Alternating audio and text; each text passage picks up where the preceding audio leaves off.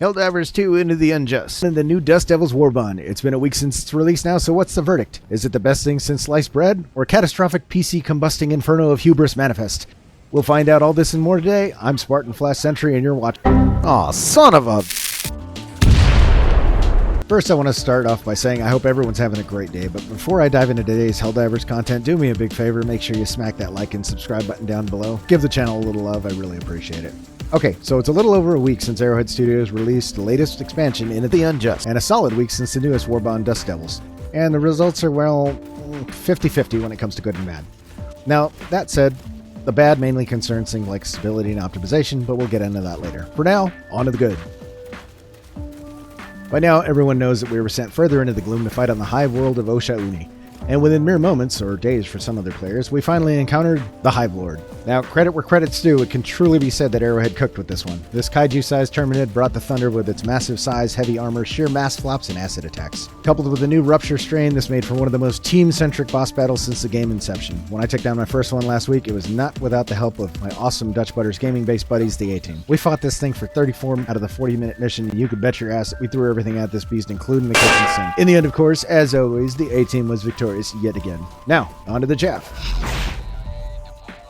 New world, of course, means new bugs, and so enter the Rupture strain. And boy howdy, if you thought the Predator strain was rough, wait till you get a truckload of these guys Bugs Bunny tunneling towards you and your team. First up, the Rupture Warrior. These giant mole crickets will tunnel after you just shy of your max running speed and erupt from the ground to deliver a hit combo that nearly rivals that of the Hive commanders. My advice, bring a medium pen primary, flash, adjudicator, MA5C or coyote, and dive to the side in the direction of the tracks. Turn and fire, otherwise be ready to be hit. Repeatedly. Next up, Rupture Spears. Mom, can we have tremors? No, we have tremors at home. Yes, indeed. These underground manatees will tunnel to your location and show you what they had for lunch last night. Safeguards. Same dive technique as with the Warriors, but couple that with armor that has a degree of acid and fire resistance and more than a little bit of grenades and you'll be fine. Third on the list, the Rupture Chargers. And to all of you that said regular behemoths and fart chargers were too easy, well, I hope you step on Super Earth Legos for the rest of your life, because this Brinks truck of a sand crab combines the durability of the regular charger with the speed of an underground jet ski. Often attacking in pairs, these up-armored dirt rhinos like to smash their prey from both sides. Surprise, motherfucker! That's you. You're the prey. Additionally, while tunneling, both they and the Rupture Spears will destroy any turrets you have placed on the battlefield. And no, the rocks will not save you. To top all of this off, this lovely Rage Rhino has a head armor class value of 5, so you're going to want to think outside the box and aim for the legs and guts with thermite, or be Johnny on the spot with that recoilless, so have fun with that. Oh, and don't worry, trad charger stands, the Diggy Boys are usually followed up by a bonus fart charger for good measure. Enjoy! Fourth and final on the Rupture strain roster, the Dragon Roach. Funnily enough, I may have accidentally predicted this last year. So if anyone at Arrowhead was watching my content, thank you for noticing me, senpai. Like its land-dwelling cousin, the Bile Titan, this quad-winged space crab employs a similar spew technique, though via self-igniting acid that deals fire damage. Initially leading with a strafing pass, the follow-up involves a pause and rotate to barf. This is the ideal time to strike. A rail cannon strat from the Super Destroyer will down these in one hit, and if you can tag the head, so too will the recoilless. The wings, however, are misdirect. You can shred these to no end without impairing the Dragon Roach's ability to stay airborne. But an AT chair or HMG turret will down them in no time. Just good luck keeping it intact during that fight. There is one ray of sunshine in all this, however. Wherever you find Dragon Roaches, Bile Titans, you will not. By now, you probably know that most of this takes place not just above the surface, but in the caves of Osha Uni as well. Well, more like above-ground cave systems that were really more mashed together cliffs, but given the Stingray engine's limitations, Hive mounds were a smart workaround. We'll get back to this in a minute, but for now, on to the Warbond. And probably one of the finer nods to Dune, last Thursday also dropped the Dust Devils Warbond, boasting a new primary weapon, new pineapple grenade, 3 new stratagem weapons, 2 new armors, 3 if you count the Superstore, a proper-looking blade, and a litany of cosmetics. We were handed a very decent package that helped us endure the seemingly turn-to-11 tempo of Osha Uni. I'm sure by now you've unlocked most of the cosmetics, so I'll just cover the weapons for now.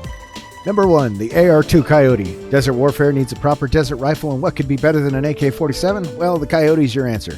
Looking like a Kalashnikov and a Scar had a baby with some California compliance thirds, this 45-round, slightly incendiary lead slinger really piles on the hurt, coupled with stopping power and a manageable rate of fire. Though it may deal standard damage lower than the Adjudicator, the low rate of muzzle climb and staggering power combined with medium armor penetration more than make up for it. Add to that an 8 mag carrying capacity, this Super Earth Godsend works equally well against the other factions too, shredding communist toasters and calamari commandos alike. Final verdict? Horrible weapon, never using it again. Cast it into the fire, destroy it, Frodo. Are the devs gone now? Alright, good. Hey guys, I was totally lying. This thing is fucking clutch. Coyote, I will never get rid of you. I love you so much, Coyote. Number 2, the 511 Spear Gun. Some would say it's just a spear on a gun, but to those who know, this is a whole lot of pain headed toward the enemy's direction in a tight, heavy, hard-hitting, pointy package, with a twist of lime. And by lime, I mean follow-up gas damage. Not since the explosive crossbow as a kinetic delivery system felt so good. Yes, this rod from God hits like a freight train, and the follow-up gas effect provides great damage over time. It'll stagger those chargers, hulks, and flesh mobs something fierce, and the over-penetration capability allows for multiple lesser enemy carry-through kills. So pair this strat with a jump pack and enjoy some fresh charger kebabs, Helldiver. Number 3. Eat 700 expendable napalm. Well, what's more to say? It's delicious spicy jello in a long black tube, and also phrasing. Great for area of effect damage against swarms and works like a deep fryer against bug breaches. While it doesn't penetrate armor, it'll cook the larger bugs if you launch enough of them at them, so sow those fields and grow some eats. Number 4. Solo Silo. Think of this little fella as a pocket fisherman of ICBMs. With a level 5 anti-tank rating at ground zero, call down the pod, laze your target, and enjoy the fireworks. But buyer beware, this mini-missiles pod is vulnerable before launch to burrowing Rupture strains, so be wary where you land it. And as a final warning, it can't destroy jammers. Yet. Also, don't stand on it. Ask me how I know. Number 5. The G7 Pineapple. Have you ever wondered, what if there was a grenade that was like a grenadier grenade? Well, wonder no longer, because this Citrus Commando handheld portable cluster bomb is here to deliver on that fever dream. With a short fuse and a cluster effect, this angry piece of democratic produce is here to help you knock those Rupture bugs clear from their burrows and into the open so you can liberate their juicy innards from their oppressive carapaces.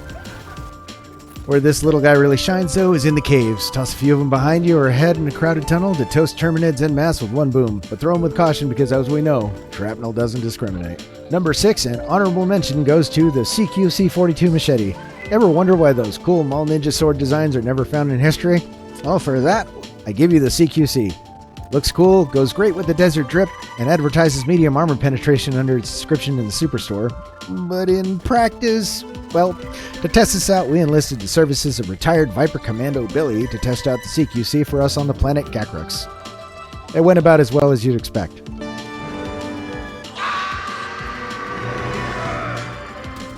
Unfortunately, whoever coded this thing probably didn't drink their milk as a kid because it moves like it weighs 50 pounds. Sure, it'll slice through the armored heads of the Rupture strain, but its slow swing and recovery will leave you quickly reenacting Dizzy's death scene from Starship Troopers faster than you can say, "Do you get me?"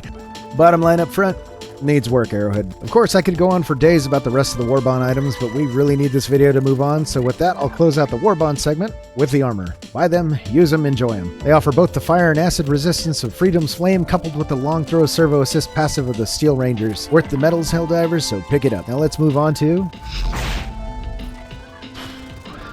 Number 1, the bloat. I've been patient. Lord knows I have been patient with this game, but there are some glaring problems with Helldivers 2 right now.